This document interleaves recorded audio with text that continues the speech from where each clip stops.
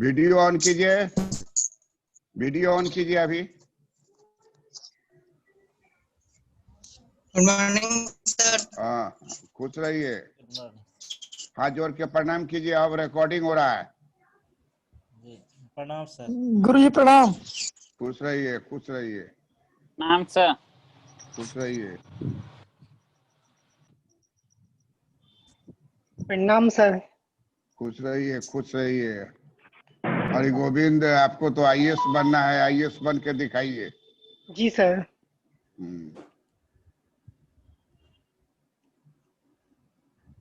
प्रियंका। जी sir. Video खोले रहो, प्रणाम करो, रिकॉर्ड हो रहा है। तो प्रणाम प्रणाम सर। ये सर हाँ हाँ, उस समय रिकॉर्डिंग बंद था। लड़का कहा कि सर रिकॉर्डिंग नहीं हो रहा है। हम कह अरे रिकॉर्डिंग होना चाहिए। नहीं नहीं ठीक है सर। तो हम लोग जो है आज पढ़ेंगे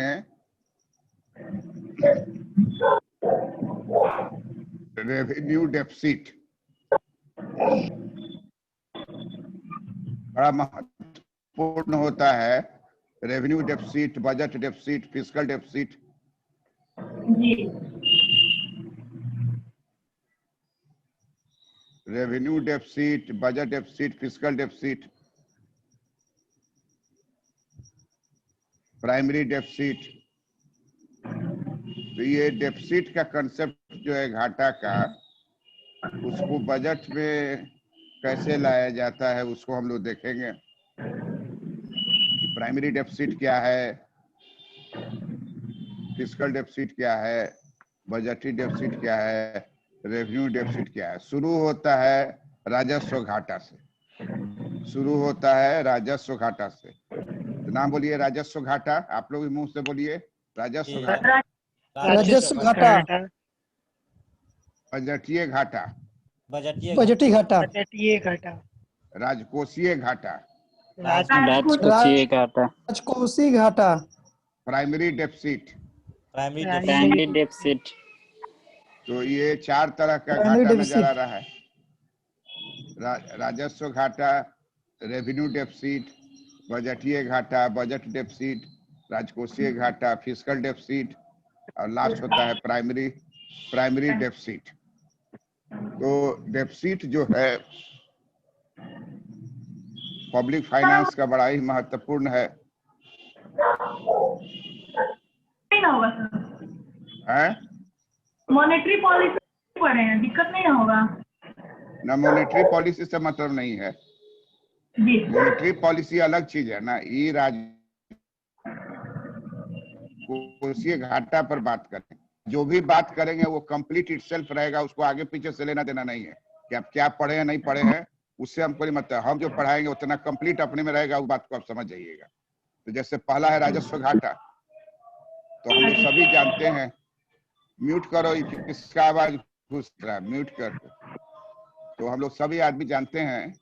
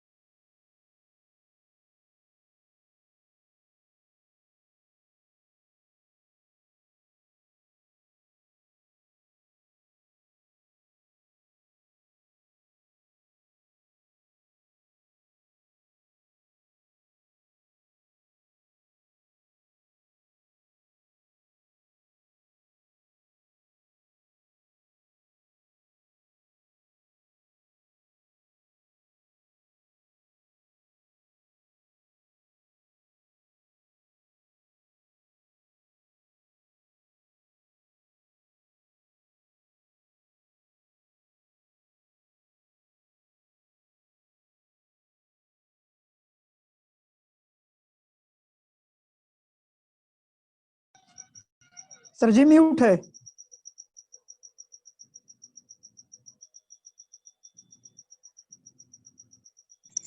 म्यूट है सर, म्यूट है सर। सरकार के सारे गतिविधियों को बतलाना। सुनीता कुमारी, मोतीलाल आ गए। हाँ प्रणाम सर। अभी जो बोले हाँ बोलो। सर, जो आप अभी बात बोल रहे थे ना, तो आपका आवाज म्यूट था, हम लोग को कुछ सुनाई नहीं दिया। हाँ फिर से रिपीट कर रहे हैं कि हर अर्थव्यवस्था में बजट है। हर देश में एक बजट रहता है। हर देश में एक बजट रहता है और उस बजट का दो हिस्सा होता है। एक होता है रेवेन्यू बजट और दूसरा होता है कैपिटल बजट। बजट का दो हिस्सा होता है, रेवेन्यू बजट और कैपिटल बजट। रेवेन्यू बजट में जब होता है घाटा तो उसको राजस्व घाटा कहते हैं, और रेवेन्यू बजट और कैपिटल बजट दोनों मिला करके जब घाटा हो जाए तो उसको बजटीय घाटा कहते हैं।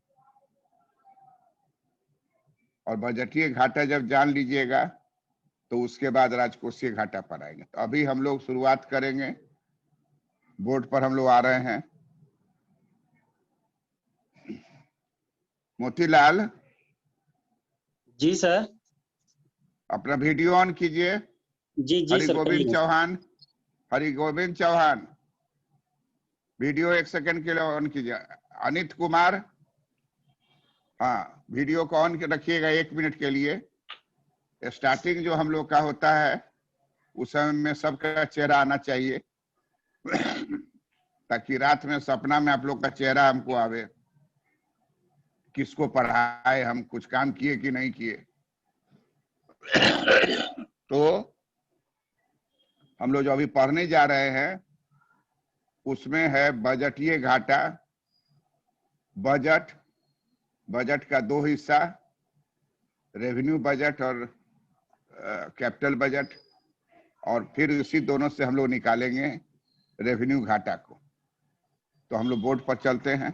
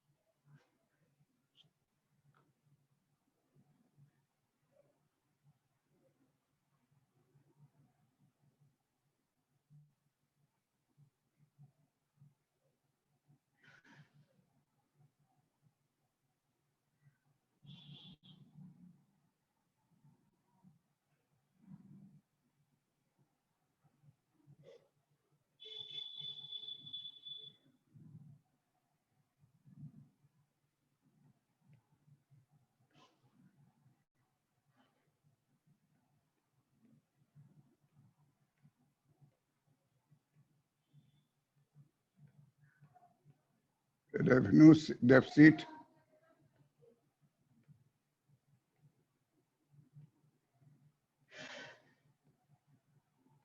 Fiscal deficit,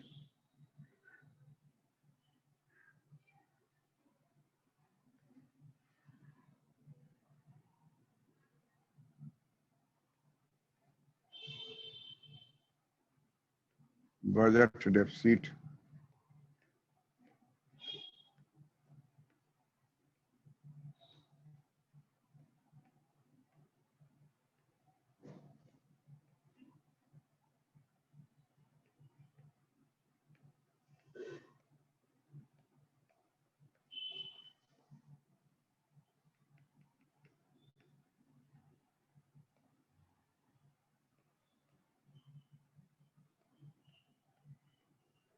revenue deficit, fiscal deficit, budget deficit, primary deficit.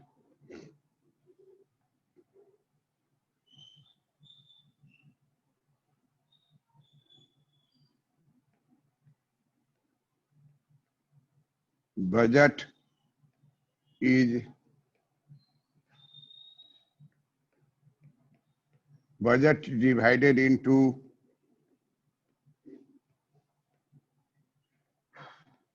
two parts.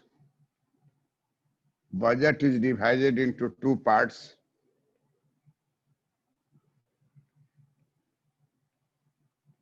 Number one,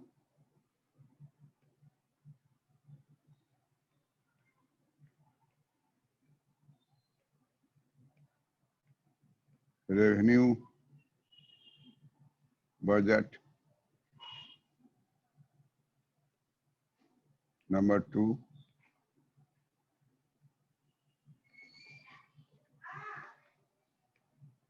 capital budget.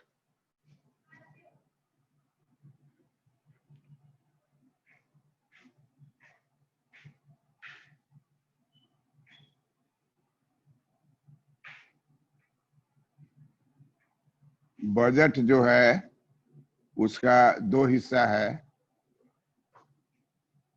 एक है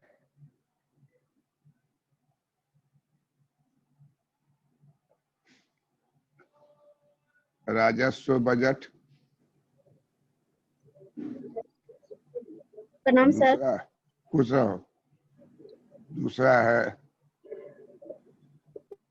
पूंजी बजट।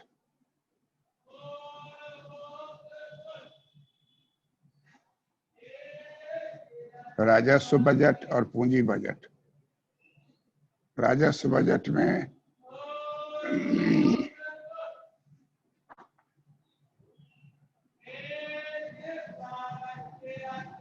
आय और व्यय होता है। पूंजी बजट में भी आय व्यय होता है।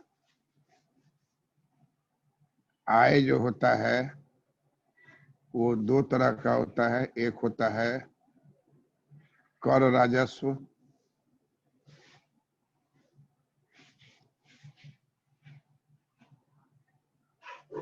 एक होता है कर राजस्व और दूसरा होता है गैर कर राजस्व। गैर कर राजस्व तो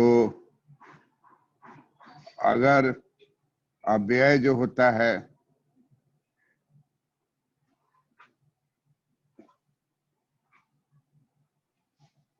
उसको बोलते हैं प्लान व्यय और दूसरा बोलते हैं नॉन प्लान व्यय।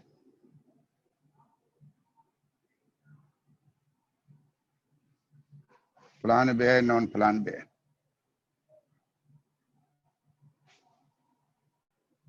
और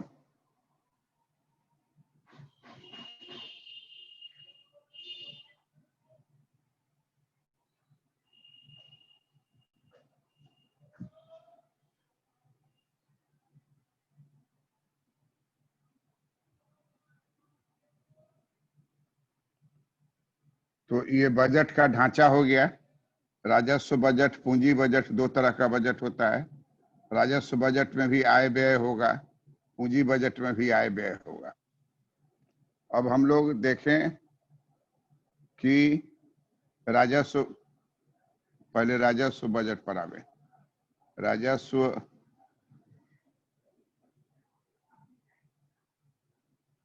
राजस्व बजट का दो हिस्सा होता है।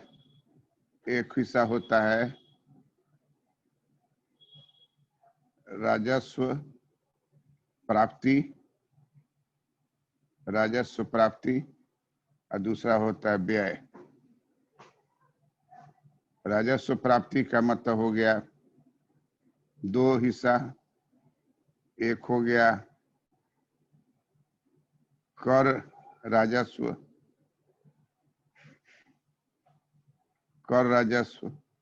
और दूसरा हो गया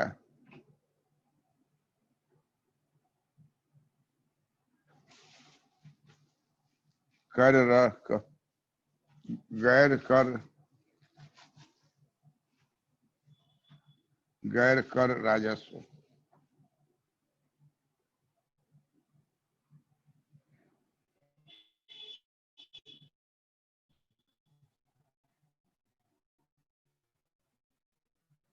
कर राजस्व और गैर कर राजस्व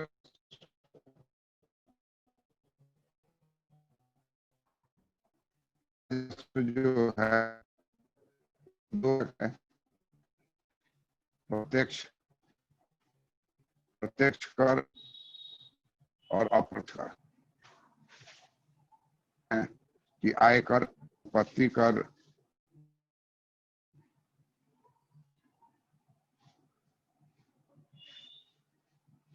मृत्यु कर,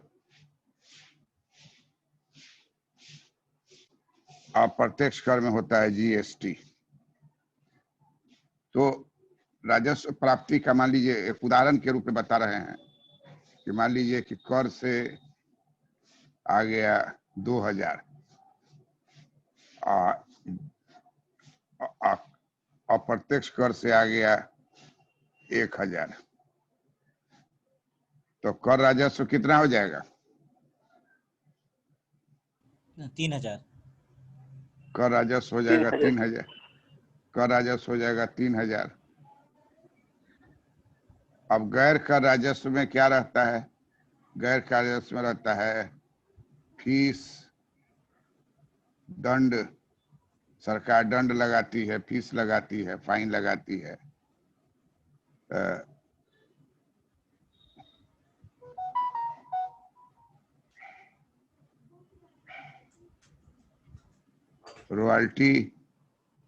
रॉयल्टी लेती है। जैसे सरकार का जमीन आप लिए हुए हैं तो हर साल आपको उसका फीस देना होगा, रॉयल्टी देना होगा। खान लिए हुए हैं तो खान का रॉयल्टी देना होगा। तो ये सब से मान लीजिए सरकार को आता है 2000।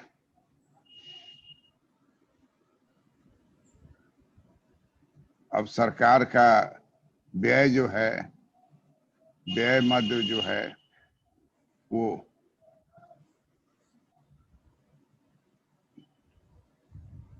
व्यय मद को बोलते हैं प्लान व्यय,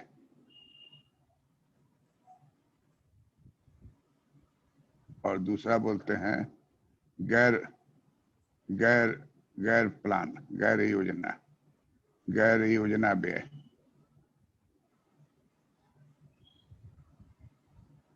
अब जैसे सड़क बनाते हैं, पुल बनाते हैं, उदाहरण के लिए बोल रहे हैं, सड़क बनाते हैं, पुल बनाते हैं तो प्लान व्यय हुआ। आप मरम्मत करते हैं,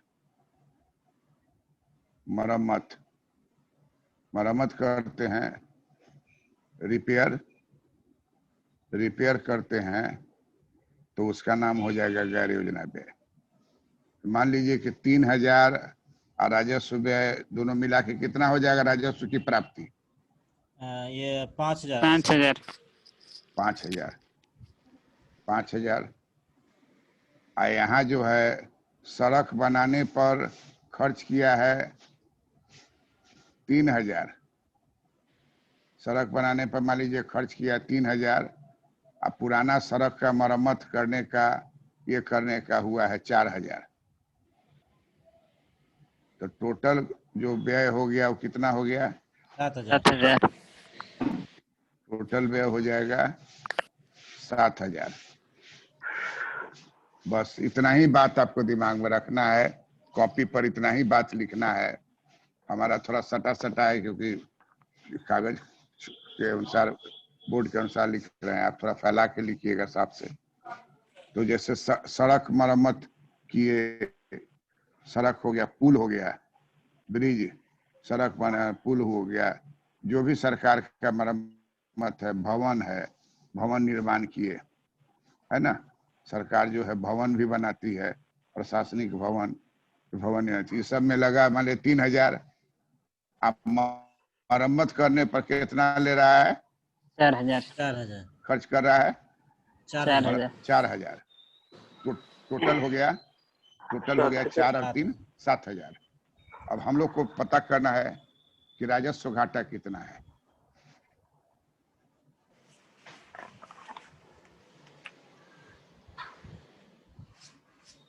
राजस्व घाटा कितना है?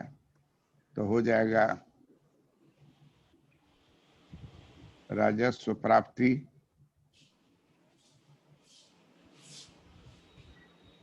माइनस राजस्व व्यय। पानी निकल गया तो राजस्व व्यय और राजस्व प्राप्ति, राजस्व व्यय राजस्व प्राप्ति, राजस्व प्राप्ति राजस्व व्यय। अब प्राप्ति कितना लिखे थे उधर? 5000।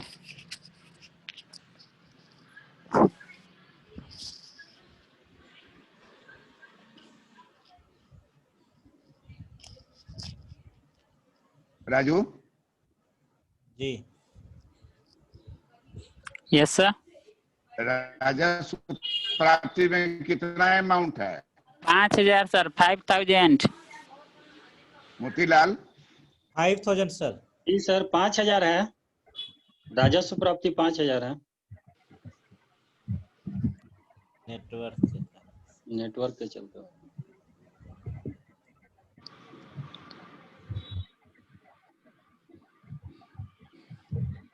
नेटवर्क गड़बड़ाता है, पूरा बोर्डे गायब हो जा रहा है। सर वो हो गया, हम लोग ऐसे भी लिख लिए हैं, खाली वही राजस्व घाटा बराबर राजस्व प्राप्ति माइनस राजस्व व्यय। और 5000 माइनस 7000 5000 था और राजस्व जब व्यय वो 7000। बोर्ड पर लिखवा दीजिए राजस्व घाटा बराबर हो गया राजस्व प्राप्ति माइनस राजस्व व्यय। हाँ, ये हमारा 5000 राजस्व प्राप्ति। तो प्राप्ति कितना हुआ था? 5000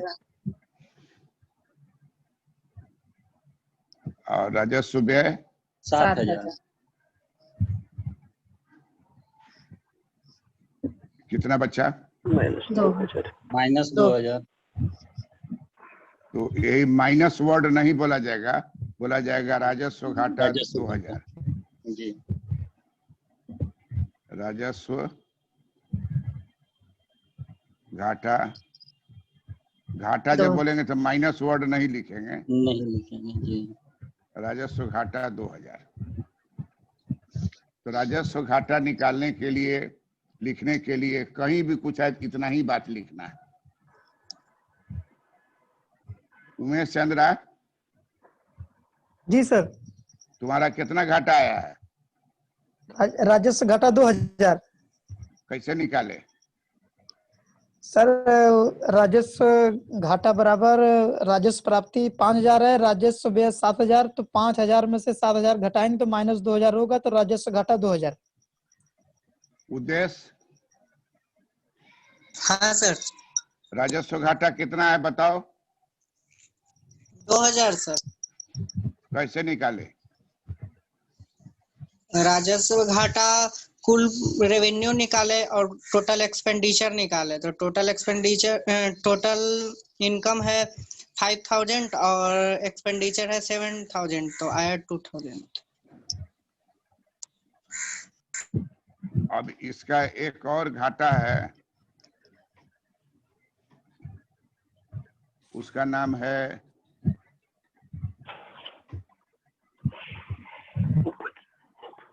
पूंजी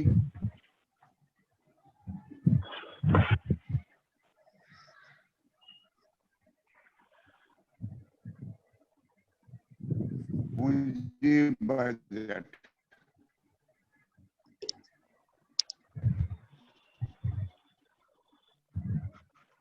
पूंजी बजट में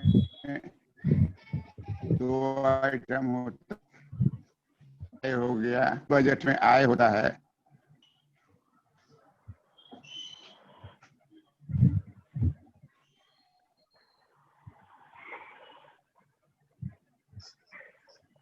ऋण लेती है।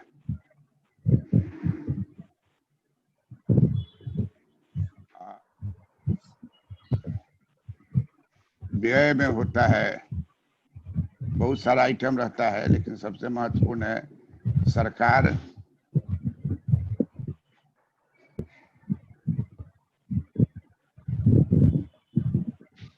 ब्याज भुगतान करती है।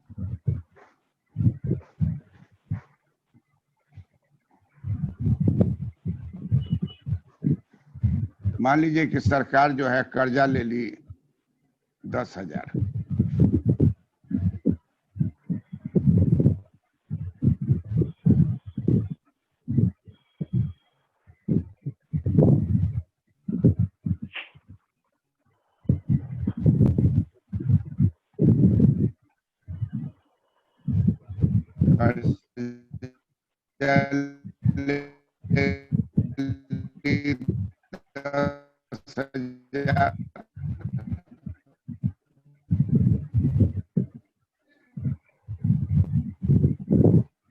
ऋण ले ली, सरकार ऋण ले ली 10,000 है तो है आपको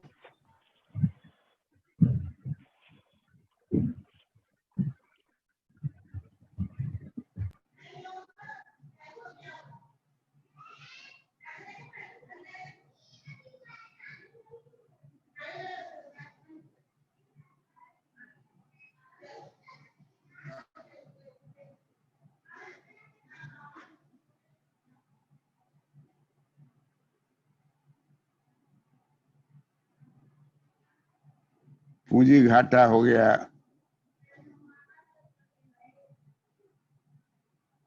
आय प्राप्ति,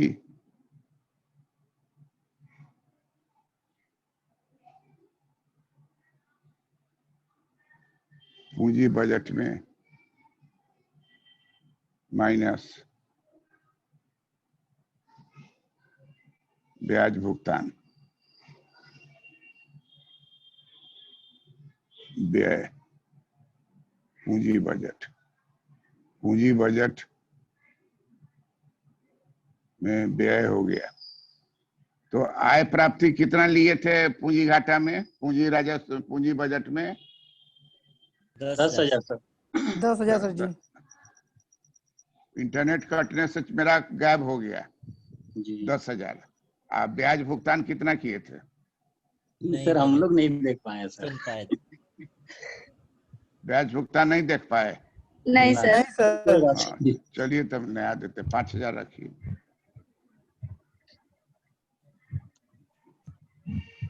ब्याज भुगतान 5,000 कर दीजिए। तो जी। टोटल कितना हो गया?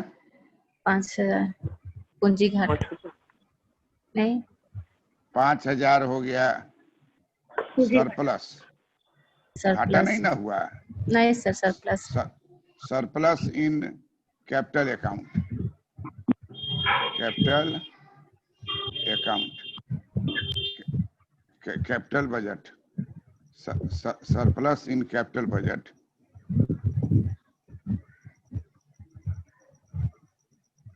सरप्लस पूंजी बजट। पूंजी बजट हम लोग जानबूझ के सरप्लस कर दिए। कर्जे लेना है तो क्या प्रॉब्लम है? कर्जा है ना, जी जितना बटोर के ले लें, भुगतान करने के बाद ही कुछ बचा रहेगा। तो सरप्लस पूंजी बजट, कर्जा लेकर के बराबर सरप्लस पूंजी बजट। सरकार का काम है कि हमको जरूरत से ज्यादा पैसा रहे, मार्जिन में बराबर कुछ ना कुछ बचा रहे। तो अब हम लोग को राजस्व घाटा तो समझ गए। जी। अब हम लोग को अब दूसरा जानना है बजटीय घाटा। बजटीय घाटा।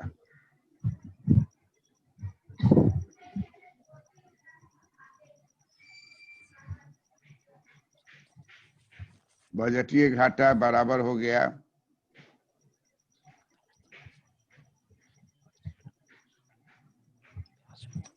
राजस्व प्राप्ति प्लस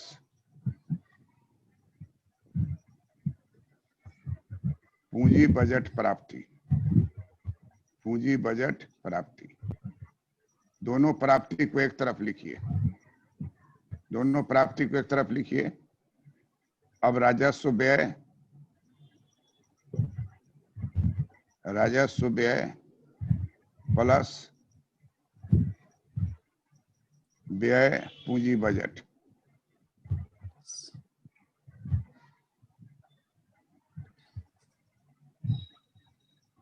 बजटीय घाटा तैयार हो गया।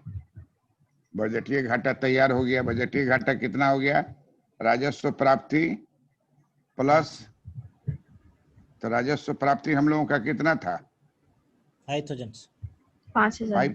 5000। और पूंजी बजट प्राप्ति कितना था? 10000। पूंजी बजट प्राप्ति कितना है? 10000। 10000।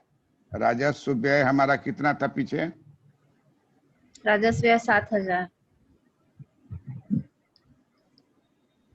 राजस्व व्यय था 7000। जी। अब पूंजी व्यय कितना है? 5000। 5000। टोटल कीजिए कितना हो जाएगा?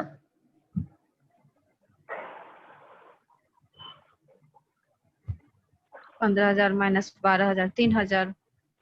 बजटीय घाटा हो जाएगा नंबर 1 15,000 प्राप्ति वाला बजट प्राप्ति माइनस 12000। बजट व्यय 12,000।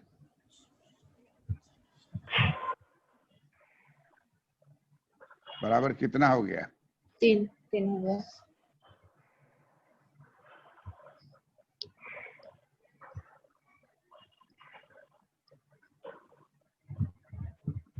3000। तो सरप्लस बजट कहलाएगा। क्या कहलाएगा ये? Surplus budget. Surplus budget. बजटीय घाटा का फॉर्मूला क्या हो गया कि कुल बजट आमदनी, घाटा जो अलग अलग बांट के हम लोग का जो समझने के लिए बांटे हुए हैं वो पूरे को क्लब कर दिए। तो पहला पॉइंट हो जाएगा कुल बजट आय। कुल बजट आय, इसको कहा जाएगा कुल बजट आय। अब कहाँ से आया क्या आया वो सब डिटेल से नहीं मतलब है। कुल बजट आय हमारा हुआ 15,000 और उसको घटाएं किससे? कुल बजट व्यय। कुल बजट व्यय। कुल बजट व्यय हमारा जो है घटाएंगे तो 7 5 12,000। 15,000 में से 12,000 घटा देंगे तो बचेगा कितना? 3000। 3000। इसी को कहा जाएगा बजटीय घाटा। बजटीय घाटा कैसे निकलेगा मोतीलाल समझाइए तो। बजटीय घाटा कुल राजस्व प्राप्ति और कुल बजटीय प्राप्ति को एकत्रित करते हैं और उसमें से राजस्व व्यय और व्यय पूंजीगत व्यय जो होता है उसको ऐड करते हैं और उससे हमारा कुल ऐड करते बजटीय हैं, अलग अलग करते हैं ना। व्यय पहले दोनों का पूंजी को, दोनों का आमदनी को ऐड करोगे। अच्छा शुरू से बोल रहे हैं सर। हाँ, बोलिए। बजटीय घाटा प्राप्त करने के लिए हमें राजस्व प्राप्ति और पूंजी बजट प्राप्ति को ऐड करना पड़ता है और उसके बाद फिर राजस्व व्यय और पूंजीगत व्यय को शामिल करके जो राशि हमें प्राप्त होती है उसे पूर्व के आय वाली राशि से माइनस करने से हमें जो धन प्राप्त होता है उसे बजटीय घाटा कहते हैं। सामान्यतः इसे सरप्लस के रूप में ही व्यक्त किया जाता है। बजटीय घाटा एक वित्तीय वर्ष के लिए लिया जाता है। हाँ, करेक्ट।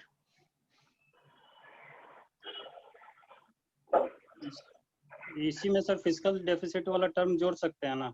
नहीं नहीं, फिस्कल डेफिसिट नहीं, बस इतने पर रख देंगे। ये एक वर्ष का हो गया जी। एक वर्ष ये तो बजटीय घाटा में कुल बजट आमदनी उल्टा चलिए तोड़िए बाद में, बात समझे? समझने के लिए सीधा ऊपर से चले नीचे, अब बोलने में बोलिएगा उल्टा। बजटीय घाटा के अंतर्गत हम लेते हैं बजट के कुल आमदनी माइनस बजट का कुल व्यय। जी। अब बोलिएगा बजट की कुल आमदनी का दो हिस्सा होता है, एक होता है राजस्व प्राप्ति और दूसरा हो जाता है पूंजी बजट प्राप्ति की प्राप्ति। इस दोनों को जोड़ देंगे तो बजटीय कुल व्यय की प्राप्ति हो, कुल आय की प्राप्ति होगी। उसी तरीके से बजट व्यय को दो भागों में बांटा जाता है, राजस्व खाता का व्यय और पूंजी खाता का व्यय। दोनों खाता के व्यय को जोड़ देंगे तो कुल व्यय बजट का व्यय कहलाएगा। बजटीय घाटा के लिए बजट का कुल आमदनी माइनस बजट की कुल व्यय दोनों को लेते हैं। जो एक काल्पनिक आंकड़ा है उस आंकड़े के आधार पर 5,000 राजस्व प्राप्ति है और पूंजी बजट प्राप्ति है 10,000, तो बजट का कुल प्राप्ति हो जाएगा 15,000। उसी तरीके से दूसरा जो होगा व्यय साइड, तो राजस्व व्यय है 7,000 और पूंजी खाता का व्यय है 5,000, दोनों जोड़ करके हो जाएगा 12,000। तो बजटीय घाटा हो जाएगा 15,000 माइनस 12,000 बराबर 3,000। तो इस आंकड़े के आधार पर कहा जाएगा कि देश का बजट जो है सरप्लस बजट है। यहाँ तक क्लियर है बात? जी सर जी। Yes sir sir. जी। जी सर। सबको क्लियर है ना? जी सर। Yes sir. हाँ सर। सुनीता तुम समझाओ तो जरा। पूंजी घाटा बजटीय घाटा कैसे निकालेंगे? बजटीय घाटा निकालने के लिए टोटल कुल राजस्व प्राप्ति, बजटीय घाटा निकालने के लिए सर्वप्रथम राजस्व प्राप्ति और प्लस पूंजी बजटीय प्राप्ति को जोड़ेंगे और उसमें कुल राजस्व व्यय यानी कि राजस्व व्यय प्लस पूंजीगत व्यय को जोड़ के घटाएंगे। जैसे कि राजस्व प्राप्ति 5,000 है और पूंजीगत प्राप्ति 10,000 है, यानी 15,000 हुआ। और जब राजस्व व्यय 7,000 है और पूंजीगत व्यय 5,000 है, इसका मतलब कि 12,000 व्यय हुआ, कुल व्यय हुआ। अर्थात बजटीय घाटा इक्वल टू 15,000 माइनस 12,000, मतलब 3,000 रुपया बजटीय घाटा है, जो कि सरप्लस बजट बताता है। राजू समझ में आ गया ना? जी सर जी। Yes sir. उमेश तुमको समझ में आ गया? हाँ सर जी समझ में आएगा, थोड़ा सा बता दीजिए। हेलो। हाँ क्या बताते हैं? सर जी ये पूछ रहे हैं कि जो राजस्व व्यय है प्लस पूंजी व्यय है, इनसे ये जो राजस्व प्राप्ति है पूंजी प्राप्ति से अधिक नहीं हो सकता है व्यय? हो सकता है। तुम्हारा हाइट कितना है? तुम्हारा हाइट कितना है? हाँ सर जी। तुम्हारा हाइट कितना है? हाइट तुम्हारा हाइट पूछ रहे थे, बता रहे थे 5 फीट 6 इंच। ये बचपन में इतना ही था क्या? नहीं सर। बचपन में कितना था? अरे सर तो बहुत छोटा, वो तो बढ़ते बढ़ते बढ़ा ना सर जी। तो उसी तरीके से ये आंकड़ा का परिवर्तन बढ़ते बढ़ते होगा। वर्ल्ड वार 1 वर्ल्ड वार 2 दूगो वर्ल्ड वार हुआ, उस समय खर्चा ज्यादा बढ़ जाएगा आमदनी से कि कम रहेगा? ज्यादा बढ़ जाएगा सर आमदनी से। तो आपको सोचना चाहिए कि सुख प्राप्ति के लिए बजट का नाम बराबर बेसी में रहता है, सरप्लस रहता है। जैसे ही बजट डेफिसिट में चला जाएगा तो घंटी बजने लगेगी कि आमदनी से ज्यादा खर्चा हो रहा है। तो इसलिए ऐसा उपाय कर दिया है कि आप आमदनी से ज्यादा खर्चा कर रहे हैं, लेकिन कागज पर आपको नजर आएगा कि सरप्लस बजट, क्योंकि कर्जा को आप आय मान लिए हैं। जी सर। पूंजी बजट जो है वो कर्ज है। पूंजी बजट क्या है? कर्ज लेके कर्ज है। राजस्व बजट असली है। राजस्व बजट जो है वो असली खेल है। तो अगर आप चाहते हैं कि हमारा पूंजी बजट भी खाते में, पूंजी बजट भी घाटा में रहे, तो हम लोग क्या करेंगे कि 5,000 की जगह 15,000 कर देंगे। तो 10,000 माइनस 15,000 क्या हो जाएगा? माइनस 5,000 हो जाएगा। जैसा आंकड़ा आवेगा वैसा आपको देना है। यहाँ पर ये ध्यान रखना है कि जब कर्जा ही लेना है तो जितना खर्च करेंगे उससे ज्यादा कर्जा लेंगे, वो बेहतर है कि बार बार कर्जा मांगते रहेंगे।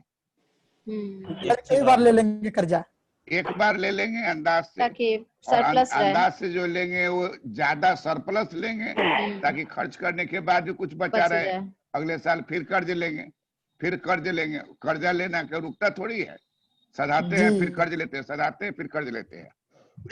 इसलिए ये महत्वपूर्ण नहीं है। पूंजी घाटा तो कर्जा वाला है, वो सरप्लस रखे या डेफिसिट रखे, हमारा पैसा अपना नहीं है। अपना पैसा हमारा राजस्व घाटा है।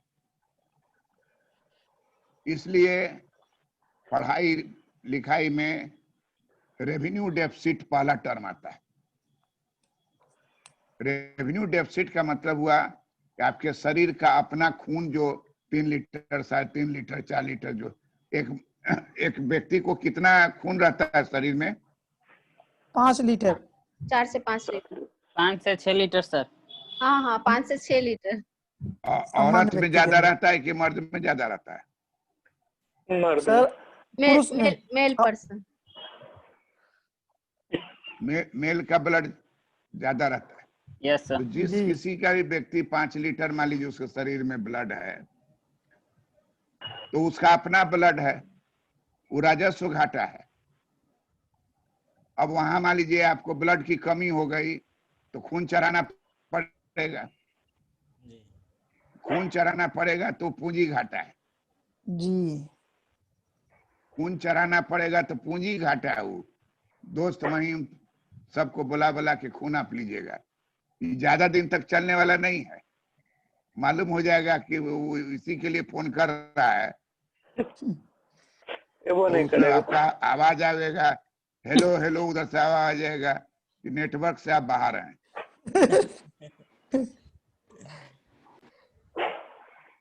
तो राजस्व घाटा असली है, उसमें कहीं कोई जोड़ घटाव नहीं होगा। क्या आपको इनकम टैक्स आ रहा है, क्या जीएसटी आ रहा है, ये एकदम पक्का है। और क्या आप खर्च कर रहे हैं, कौन सड़क बनाए, कौन नहर बनाए, पुल बनाए, उस पर क्या खर्च किए, क्या मरम्मत किए, ये पक्का है। तो राजस्व घाटा को निश्चित रूप से पॉजिटिव रहना चाहिए, राजस्व घाटा कम से कम होना चाहिए। इसलिए भारत सरकार ने जो फाइनेंशियल रिस्पॉन्सिबिलिटी एक्ट बनाया हुआ है, उसमें कहे हुआ है कि सरकार को चाहिए कि रेवेन्यू डेफिसिट को खत्म कर दे। किसी भी राज्य में रेवेन्यू डेफिसिट नहीं होना चाहिए, क्योंकि शरीर में खून आपका अपना होगा तभी आपका शरीर चलेगा। कि दूसरे से खून लेके कितना दिन से चलाइएगा, वो आदमी 6 महीना में मर जाएगा। खून देगा, शुरू में लोग लगाव से आके दे देगा, लेकिन जो एक कर दे देगा वो दोबारा तुरंत थोड़ी खून देगा, नहीं सर। और मिलता नहीं है। इसे देखिएगा, कैंसर का पेशेंट होता है वो मर जाता है, कुछ दिन तक ले लोग खून दे रहा है, लेकिन कितना खून देगा, अंत में वो मर जाता है, शरीर का ऑक्सीजन खत्म हो जाता है, मर जाता है। तो राजस्व घाटा जो है वो नहीं होना चाहिए। राजस्व घाटा होना बहुत ही खतरनाक है। वो बतला रहा है कि शरीर में 6 लीटर खून नहीं है और हम खून कमी है, इससे होल बॉडी स्ट्रक्चर पर बुरा प्रभाव पड़ेगा। उसी तरह से अर्थव्यवस्था भी एक स्ट्रक्चर है। जिस तरह आदमी के स्ट्रक्चर में खून चाहिए, उस तरह से अर्थव्यवस्था के स्ट्रक्चर में टैक्स रेवेन्यू चाहिए। इसलिए अधिक से अधिक टैक्स रेवेन्यू का जनरेशन होना चाहिए, तब फिर उसको खर्च कीजिए। अब धनवान कर चुरा ले, कर न देंगे, गरीब को है नहीं है, कर न देंगे, तो सरकार आकाश से क्या करेगी? वो सरकार कर्ज लेगी बाहर से, तो उसे गिरवी पड़ जाएगा, खान गिरवी पड़ जाएगा, पेट्रोल गिरवी पड़ जाएगा, खेत गिरवी पड़ जाएगा, अंत में वो विदेशी चढ़ बैठेगा और हम लोग गुलाम हो जाएंगे। तो इसलिए कहता है कि पूंजी घाटा जो है वो महत्वपूर्ण उतना नहीं है, वो तो कर्जा लिया हुआ, लेकिन हम लोगों के आंकड़ा में जो है उसके अनुसार निकाले हैं। हम लोग का आंकड़ा है पूंजी घाटा जो है वो 10,000 - 5,000 पॉजिटिव है। लेकिन राजस्व घाटा क्या है? 2000 निगेटिव है। निगेटिव राजस्व घाटा क्या है? निगेटिव में है। निगेटिव है। निगेटिव में है। तो जो व्यक्ति को इसका ज्ञान है तो किसी भी सरकार के बजट में झट से वो क्या पहले देखता है कि राजस्व। रेवेन्यू प्राप्ति क्या है, रेवेन्यू घाटा क्या है। जी। अब आप पूंजी घाटा को देख रहे हैं, पूंजी घाटा क्या देख रहे हो? वो तो कर्जा लिए हुआ है, कर्जा लिए हुआ है, उसी का ब्याज भुगतान कर रहा है। तो पूंजी घाटा जो है अर्थव्यवस्था की बुरी स्थिति है, और राजस्व घाटा जो है वो महाबुरी है। उसको तो सरकार कहती है कि हर हालत में उसको पॉजिटिव कीजिए, क्योंकि वो पॉजिटिव अगर हो जाता है तो आपका अर्थव्यवस्था को स्ट्रांग माना जाएगा। सर अपने इंडिया में तो हमेशा अति ज्यादा ही होता होगा, नेगेटिव ही होता होगा। नहीं, इंडिया में इधर राजस्व घाटा बहुत कम हुआ है, अभी जी बहुत पीछे सर। बढ़ गया था बहुत, लेकिन अभी देखिएगा राजस्व घाटा जब से 3% के जब से एक्ट लाया है तब से वो घट FRBM। गया है। नहीं तो क्या है FRBM 2003 FRBM जो है FRBM एक्ट।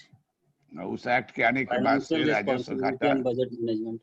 अब मान लीजिए 2% हो गया तो 2% तो उतना हानिकारक नहीं है, वो नहीं है। अगला पूरा कर लीजिएगा। लेकिन 2019-20 के लिए सर 3.3 था, और इस बार तो अब तो महामारी है, अब तो खैर दूसरा स्थिति उत्पन्न हो गया है।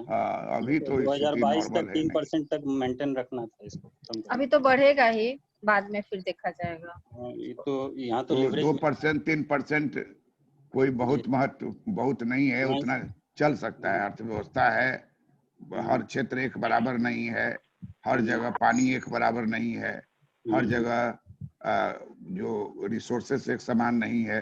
कोई रिच कंट्री स्टेट है, कोई पुअर स्टेट है, डेवलपमेंट एक समान नहीं है। तो इसलिए लेकिन कहता है कि इसके बावजूद भी रेवेन्यू डेफिसिट को कम से कम कीजिए, और अगर पॉजिटिव हो गया तो बहुत अच्छी बात है। लेकिन पूंजी घाटा तो कर्जा वाला है, जैसा कर्जा लीजिएगा वैसा आपका नजर आएगा। उमेश समझे बात को कि नहीं? जी सर, ये समझ गए। हम लोग को बाई चांस हम लोग पॉजिटिव ले लिए हैं पूंजी घाटा को, और पूंजी घाटा को भी बर्बाद कर देंगे तो आंकड़ा हमारा और बढ़ जाएगा। आंकड़ा जी। हमारा क्या हो जाएगा? बढ़ जाएगा घाटा और का। अरे सब जी। घाटे घाटा है तो जी। कंक्लूजन में घाटा ही आवेगा ना। जी। जी।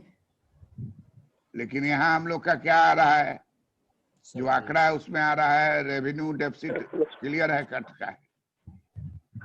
रेवेन्यू डेफिसिट क्लियर है ना? जी सर। जी। Yes sir. लेकिन पूंजी घाटा नहीं नजर आ रहा है। सरप्लस है। सरप्लस है। इसका नतीजा क्या हुआ? बजटीय नतीजा घाटा भी क्या हुआ? सरप्लस। बजट नतीजा क्या सर, हुआ? राजस्व पर इफेक्ट आ रहा है सर ओवरऑल। ना Fiscal deficit, राजकोषीय निष्कर्ष घाटा क्या बढ़- हुआ? निष्कर्ष क्या हुआ? बजटीय निष्कर्ष- घाटा सरप्लस है। सरप्लस हो में जाएगा। आया। तो ये अंधा आदमी नहीं चश्मा लगाया हुआ है, जो पता नहीं चल रहा है कि आंख है कि नहीं है। बजटीय घाटा आपका आ गया सरप्लस। सरप्लस। अब भीतर कैंसर धरे हुआ है कौन बजट में? राजस्व। राजस्व बजट। कॉर्नर में है सर राजस्व वाला। राजस्व बजट बता रहा में है माइनस नहीं, सबसे ज्यादा आपको है पूंजी पूंजी पूंजी पूंजी बजट। बजट। पूंजी में पूंजी बजट में घाटा नहीं है, कर्जा ले लिए हैं, राजस्व। लेकिन राजस्व बजट हमारा क्या है? घाटा में। घाटे में है।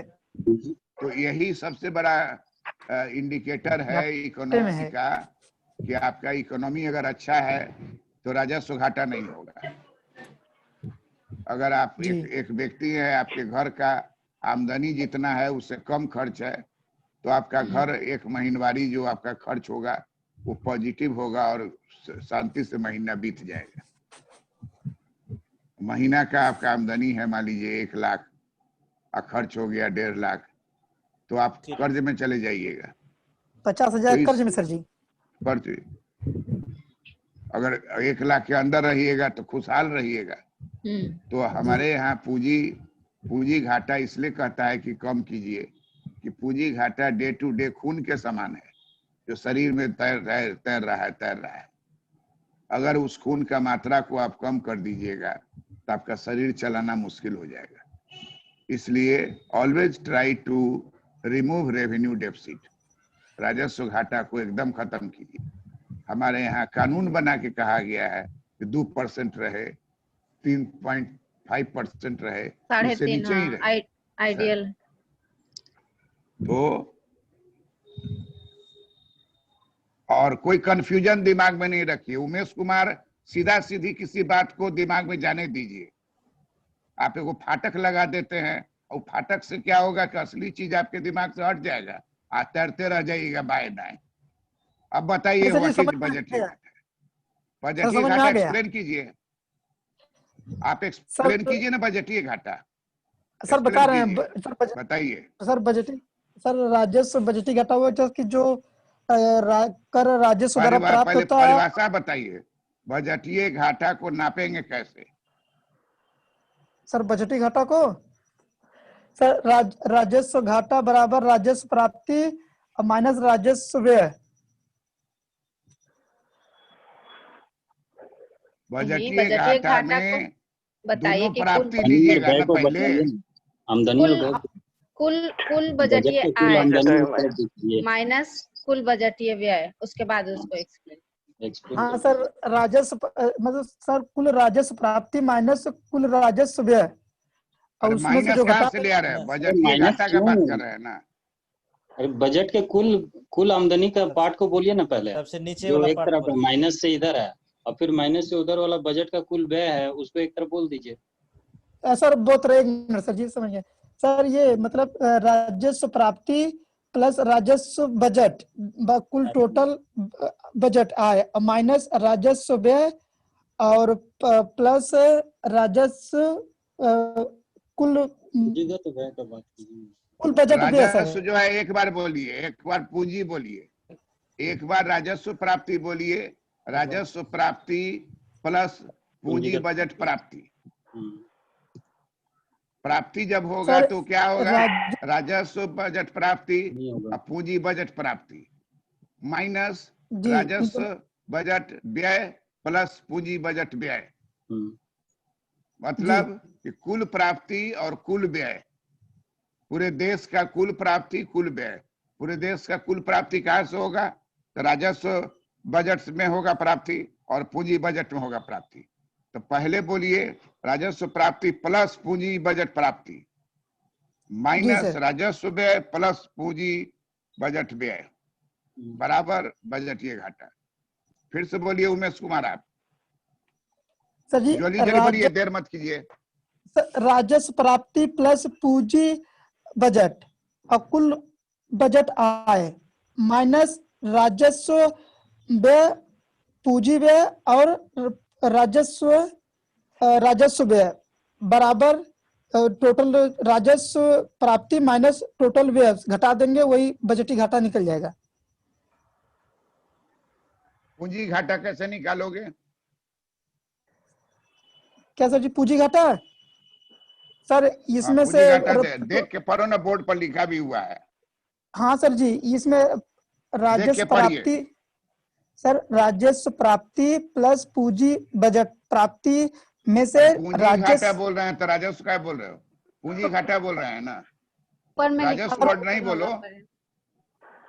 ऊपर वाला पूंजी घाटा ऊपर में। हाँ सर जी, पूंजी घाटा बोल रहे हैं तो राजस्व वर्ड का प्रयोग। पूंजी घाटा का मतलब हो गया पूंजी बजट प्राप्ति आय प्राप्ति पूंजी बजट माइनस ब्याज भुगतान या व्यय पूंजी बजट व्यय।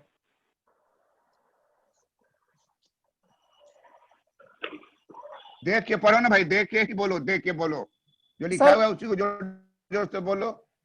आय प्राप्ति पूंजी बजट माइनस ब्याज भुगतान व्यय और पूंजी बजट, इसमें घटा देंगे, पूंजी घाटा निकल जाएगा। पूंजी बजट है और लगाने का। हाँ सर, पूंजी बजट निकल जाएगा, पूंजी घाटा निकलेगा। वही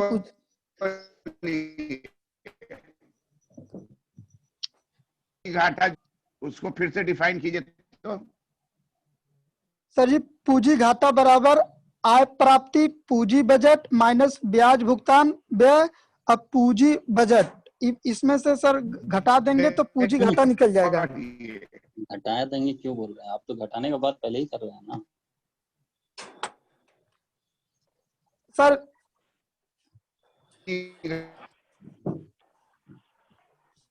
सर पूंजी घाटा बराबर,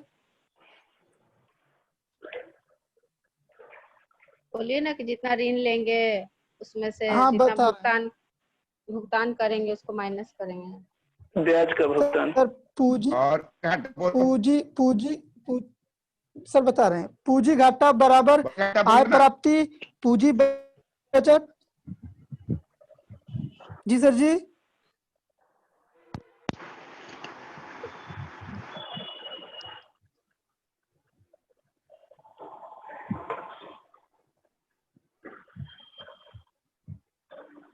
उमेश जी आप ठीक ही बोल रहे हैं, लेकिन थोड़ा सा ये हो जाइए ना, स्थिर हो रुक रुक के जाइए। बोलिए। हाँ हाँ आराम हाँ से। थोड़ा स्थिर होके जवाब दीजिए। सही बोल रहे हैं, लेकिन वही है ना कि रिप्रेजेंट हड़बड़ाइए करने में नहीं। ठीक हो जा रहा है। हाँ बोल तो आप सही रहे हैं भाई। क्या सुनीता जी, जी बोल तो ये सही हाँ रहे हाँ हैं ना? हाँ हाँ बस हल्का ये सा ध्यान देखो, स्थिर होके बोलिएगा तो सही बोलिएगा। बाद रुक में रुक के घटाव बोलिए ना घटाव देख मत के बोलिए। आराम बीच से। में घटाव का चिन्ह है, घटाव का चिन्ह को बीच में बोल के आराम से निकल जाइए। और उसको बस बोलिए सर काल्पनिक रूप में, इस तरह से हम व्यक्त कर देते हैं उसको। या फिर जैसे ही सर बताते हैं ना तो अपने लैंग्वेज में उसको लिख लीजिए, वो ज्यादा नीचे बेटर लिख होता है। आपके नोटिस में रहेगा वो चीज, अपने लैंग्वेज में लिखिएगा ना तो याद रहता है, ध्यान में रहेगा। बोल तो आप सही रहे हैं, लेकिन वही रिप्रेजेंट नहीं कर पा रहे हैं उसको ढंग से। हाँ सही से व्याख्या नहीं कर बिल्कुल सही। हाँ तो वो उसके लिए क्या है ना कि आप स्थिर होके बोलिए बस, और कुछ नहीं। देख के बोलना है, स्थिर होके बोलना है। आप स्थिर नहीं हो पा रहे हैं, सर अपने आप को ये कर ले। पूंजी घाटा पूछे थे भैया। बजट जैसे हेलो। सर बोले ना, पूंजी घाटा बोल रहे हैं ना। हाँ तो आय पूंजी घाटा बराबर आय प्राप्ति बजट प्राप्ति माइनस पूंजी ब्याज ब्याज पूंजी टर्म यूज भुगतान। कर लीजिए, पूंजी टर्म यूज कर लीजिए थोड़ा। जब पूंजी घाटा बोल रहे हैं तो उसमें पूंजी वर्ड आना चाहिए ना। तो वही तो कह रहे हैं पूंजी घाटा बराबर आय प्राप्ति पूंजी बजट माइनस ब्याज भुगतान पूंजी बजट। सही है। उसमें से सही है। बस और बस उसमें उसमें इसमें अब नहीं करना है, माइनस आय आप बोल दिए हैं। आय प्राप्ति बजट हो गया, अब रहने दीजिए। अच्छा तो निकल आय जाएगा ना। प्राप्ति पूंजी, हाँ आय प्राप्ति पूंजी बजट माइनस ब्याज भुगतान बोल के अब, और व्यय पूंजी बजट बोल दीजिएगा, हो गया। अब उसमें काल्पनिक राशि का नाम बोलना है जो तो शेष उससे और अच्छा रहेगा सर। वही सर। जी हाँ वही पूंजी घाटा हो जाएगा। ठीक है। पूंजी घाटा बराबर आय प्राप्ति पूंजी बजट माइनस ब्याज भुगतान पूंजी बजट बराबर पूंजी घाटा। जी सर जी।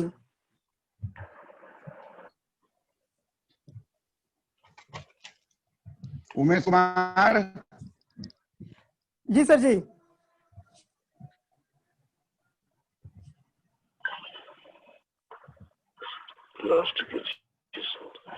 सर जी समझ में आ गया। सर का तो कट ही जा रहा है बार बार।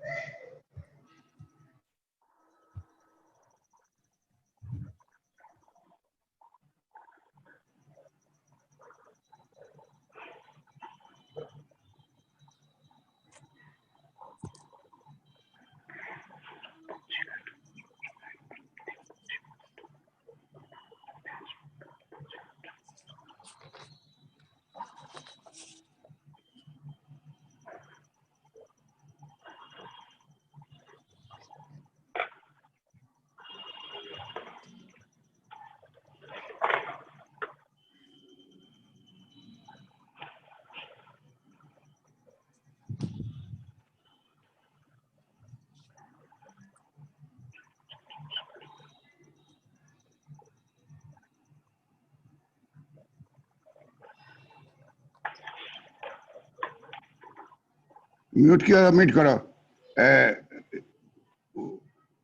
सुनीता।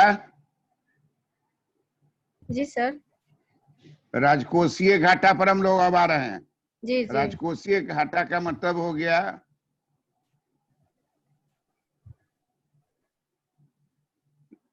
लाइन बहुत बार बार कट रहा है, लीजिए उतार लीजिए जैसे देते।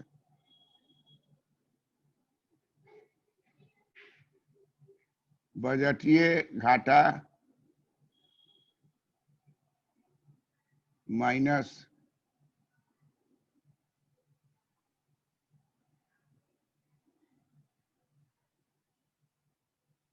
ब्याज भुगतान। बजटीय घाटा कितना हम लोग का आया है? 3000 सरप्लस के रूप में। 3000। 3000 बजटीय घाटा 3000 आया है। उस 3000 में से ब्याज भुगतान कितना किया गया है? 5000। 5000 है सर। 5000 माइनस तो राजकोषीय घाटा कितना आ जाएगा? 2000 के रूप में आएगा सर, माइनस कर दो।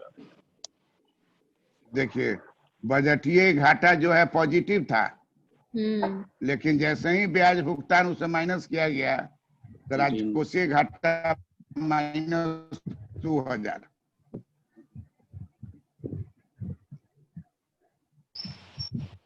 राजकोषीय घाटा जो है बजटीय घाटा निकालने के बाद निकाला जाता है कि कितना ब्याज गया।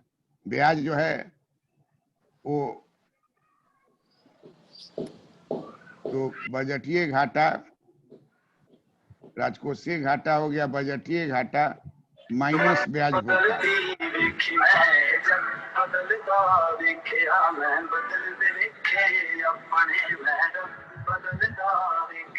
किसका आवाज आ रहा है? म्यूट करिए।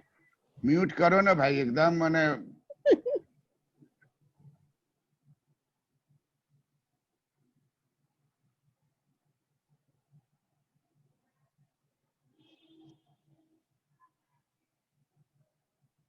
राजकोषीय घाटा कितना हो गया?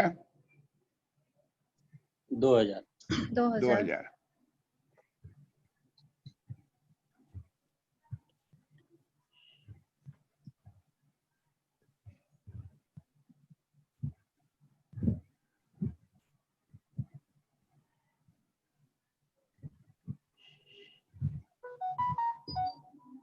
एक सेकंड रुकिएगा, अभी करेक्शन करना पड़ेगा।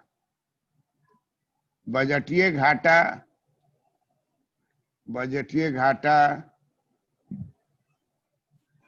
राजस्व घाटा।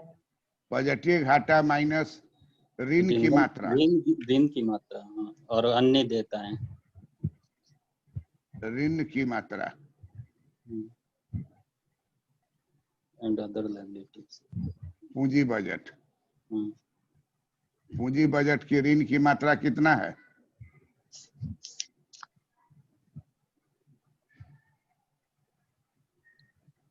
10,000 सर। 10,000 है सर। हाँ तो 10,000 है।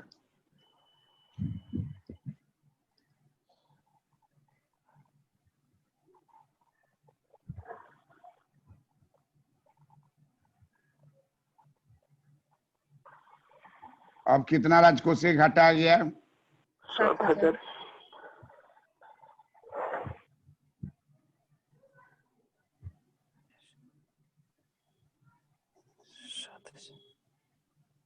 7,000 बजटीय घाटा में से घटा देंगे ऋण की मात्रा, क्योंकि ऋण हमारा अपना आमदनी नहीं ना है ना सर, कर्जा लिए हुए हैं। तो हमारा घाटा जो है वो ऋण का पैसा जो है हमको लौटाना है, वो हमारा नहीं है। तो बजटीय घाटा बराबर बजटीय घाटा माइनस ऋण की मात्रा, जो भी मात्रा हो, हम लोग तो काल्पनिक लिए हुए हैं, जो भी मात्रा होगा वो वहां घटेगा, घट के जो आएगा उसको कहा जाएगा राजकोषीय घाटा। क्या कहा जाएगा? राजकोषीय घाटा। राजकोषीय घाटा।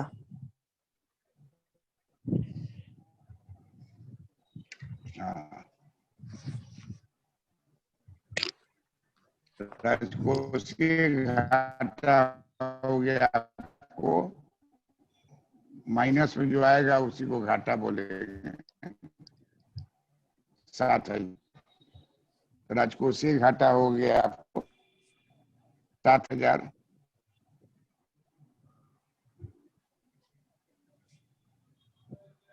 जी सर। समझ गया राजकोषीय घाटा? जी सर। Yes sir. जो जी सर। बजटीय घाटा तुम्हारा 3,000 आया हुआ है, बजटीय घाटा कितना आया हुआ था? 3,000। 3,000। तो बजटीय घाटा में से माइनस करो ऋण की मात्रा पूंजी बजट का। जी। ऋण की मात्रा वहां कितना है? 10,000 है। Yes sir. 10,000 सर जी। तो 3,000 में से 10,000 को घटाओगे तो माइनस 7,000 होगा। जी सर। तो राजकोषीय घाटा कहलाएगा 7,000। घाटा माने माइनस, जी। राजकोषीय घाटा कितना हो जाएगा? जी जी 7,000। 7,000। इसमें कोई कंफ्यूजन? No sir. नहीं सर। नहीं सर। क्योंकि इसमें कोई आंकड़ा है ही नहीं, पीछे का आंकड़ा खाली लेना है, हल करना है।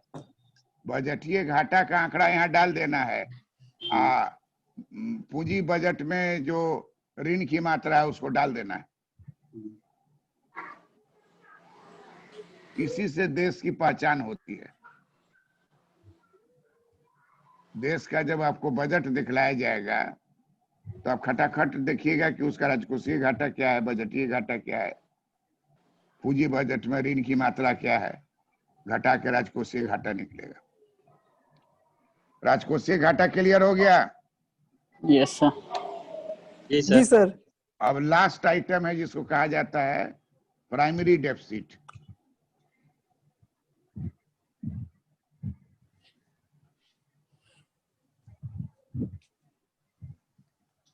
प्राइमरी डेफिसिट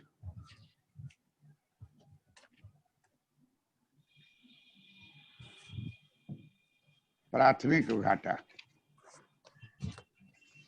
प्राथमिक घाटा क्या होगा? प्राथमिक घाटा होगा राजकोषीय घाटा में से ब्याज घटा। राजकोषीय घाटा।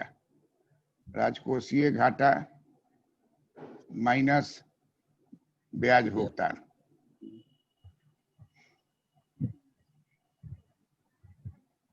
राजकोषीय घाटा हम लोग का था 7,000,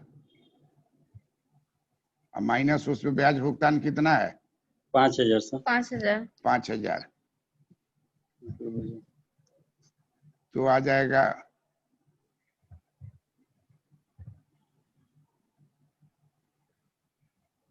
5 2 7। 2,000 जो है वो एक्चुअल प्राइमरी डेफिसिट कहलाएगा, प्राथमिक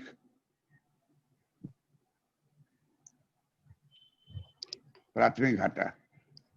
अब दिखाएगा कि अगर आप ब्याज का भुगतान टाइमली कर दें और ज्यादा मल्टीप्लाई नहीं हो तो आपका राजकोषीय घाटा बढ़ते जाएगा। ये मनमोहन सिंह का कॉन्सेप्ट था सर इंडिया में। घाटा। तो राजकोषीय घाटा ब्याज भुगतान में से घटा दीजिए, तो 7,000 में से 5,000 निकाल दीजिए, वो ब्याज भुगतान का था। तो जो बच गया वो आपका जो है ये अर्थव्यवस्था का प्रॉब्लम है, प्राथमिक घाटा। तो हम लोग पढ़ लिए अभी revenue deficit RD, budget deficit BD, fiscal deficit FD, primary deficit PD. ये डेफिसिट है, सब डेफिसिट कंसेप्ट है। मौद्रिक घाटा भी एक है सर, मौद्रिक घाटा इसी को कहते हैं मॉनिटरी। किसको? मॉनेटरी डेफिसिट यहाँ नहीं, मॉनेटरी डेफिसिट राजकोषीय घाटा जो है ना, कर्जा लेके जो करते हैं उसी को कहते हैं। इस पर कंसंट्रेट कीजिए। Revenue deficit, budget deficit, fiscal deficit, primary deficit. नाम बोलो तो सुनीता ही। आरडी का मतलब क्या हुआ? BD revenue deficit, RD is equal to revenue deficit, BD is equal to budgetary deficit, budget deficit, FD is equal to fiscal deficit and PD is equal to primary deficit. That's all, thank you. प्रणाम sir. प्रणाम sir. प्रणाम sir. नाम sir. सब आदमी आ जाइए भाई, जाने के समय एक बार दर्शन दे दीजिए। प्रणाम सर। दर्शन आपका बहुत जरूरी है। और आज सब आदमी समझ गए कंसेप्ट ना? यस जी सर। अब अभी बैठ के अभ्यास कर लो एक बार 2 बार, तो ठीक हो जाएगा। That's all. Okay. Thank you sir. प्रणाम सर।